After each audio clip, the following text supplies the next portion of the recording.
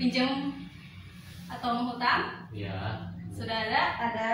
Nah, di sini baik.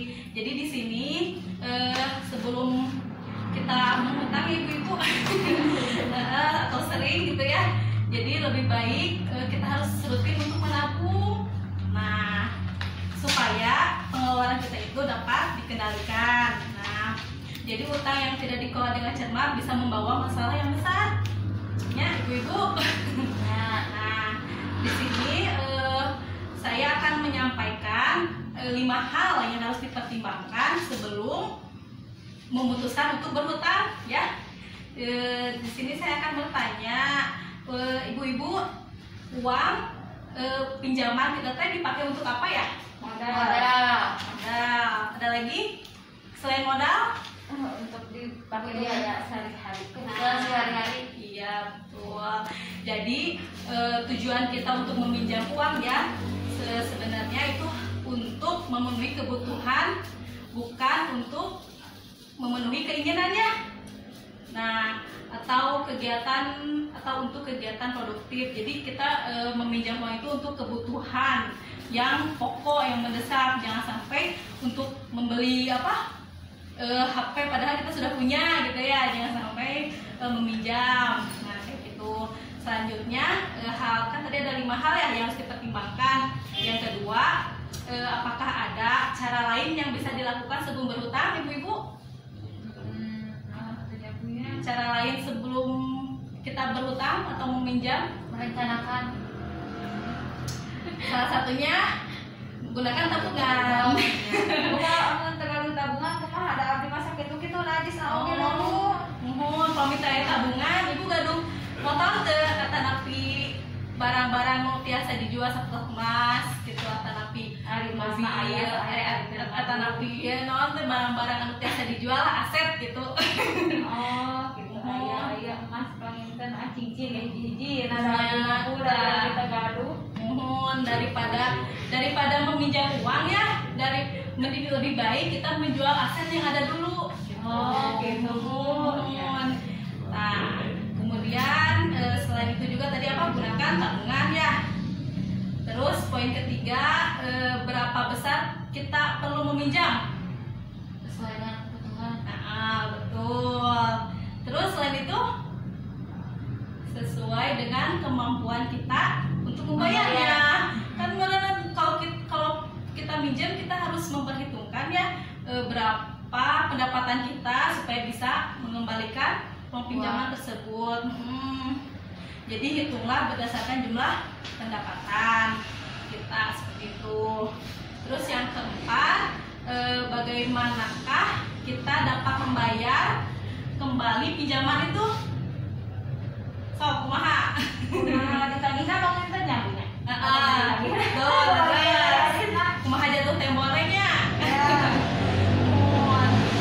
Sesuai waktu pengembalian. Terus upami kita sudah punya uang, nah lebih cepat, lebih baik ya dibayarkan kayak gitu. Jadi sesuai dengan waktu pengembaliannya, terus dengan pola pendapatan kita juga, apakah pendapatan kita tiap bulan, apakah mingguan. Nah, Ibu, jadi tadi poin keempat, bagaimana kita dapat membayar kembali pinjaman, yaitu sesuai dengan waktu pengembalian pinjamannya, Ibu.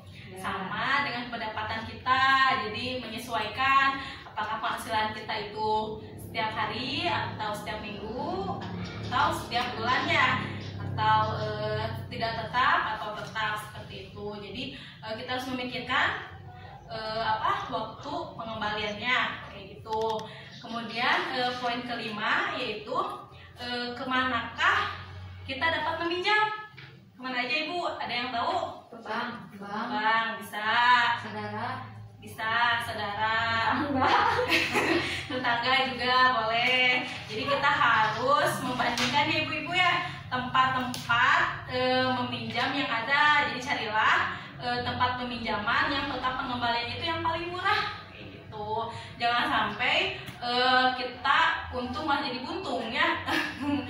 Iya, jadi kita harus mencari tempat peminjaman yang pengembaliannya itu paling murah kayak gitu. Jangan sampai kita minjam 600.000 dikembalikannya 1.200.000 kayak gitu. Nah, atau jangan sampai kita ke rentenir atau lintah darat, kan itu bunganya besar ya. Nah, itu harus dipikirkan benar-benar. Nah, itu ada di flip chart ya ibu-ibu ya. Nah, untuk selanjutnya di sini saya mau ini ada contoh Ibu Lili tentang pengelolaan keuangan. Bisa dibuka buku pintarnya halaman 62. Nah, itu tentang menghitung mahal murahnya kita menghutang.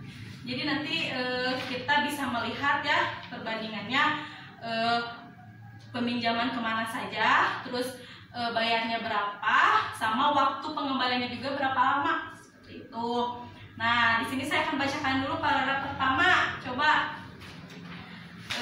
lihat di sana ada cerita. Jadi gini, suatu hari anak Ibu Lili yang bernama Agus itu sakit demam berdarah. Nah, Ibu Lili itu membutuhkan uang 500.000 untuk membayar tambahan obat dan biaya transportasi. Berapa tadi yang dibutuhkan? 500.000.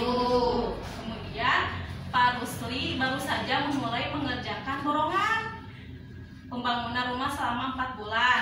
Sementara Ibu Lili baru mulai mengumpulkan uang karena musim panennya sudah tiba. Nah, dengan demikian Ibu Lili itu terpaksa untuk segera mencari pinjaman.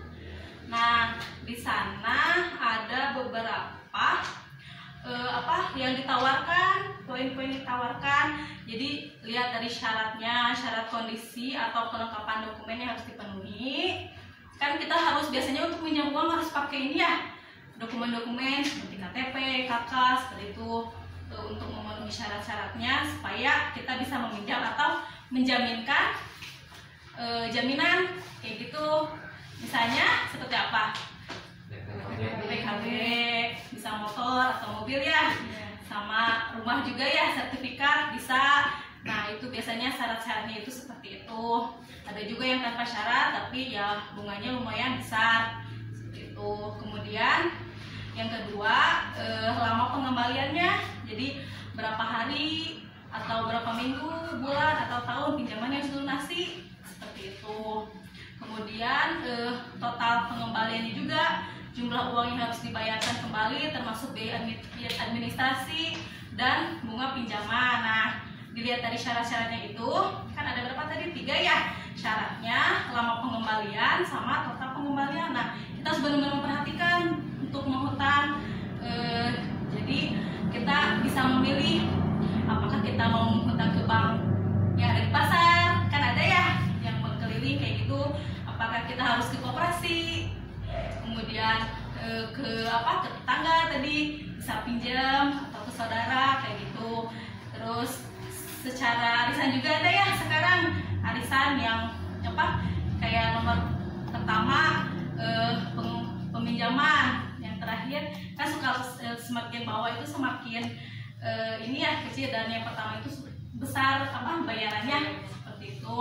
Nah, kita harus lihat juga emang sih sebenarnya untuk peminjaman uang itu kita tidak maksudnya kita harus paham benar-benar boleh berhutang karena digunakan untuk kebutuhan ya, jadi bukan untuk foya-foya atau memenuhi keinginan sendiri. Nah, seperti itu. Pokoknya harus benar-benar kita mempertimbangkan segala halnya. Jadi jangan sampai kita malah rugi kayak gitu atau stres. Kan ada ya yang malah mengutang terus nggak bisa membayar, bunganya gede, jadi kitanya pusing kan, bukan. Nah, seperti sekarang kan, nah jangan sampai yang uang PKH ya, nah dibayarkan untuk hutang bukan tahun. Nah itu jangan sampai seperti itu. Ada peraturannya sekarang ya, jangan sampai kita meminjam ke bank keliling. Nah, kalau sampai kan kita tujuannya untuk mesejahterakan masyarakat ya, supaya kita itu sejahtera, bukan malah yang sejahtera itu banknya atau yang memberikan pinjamannya.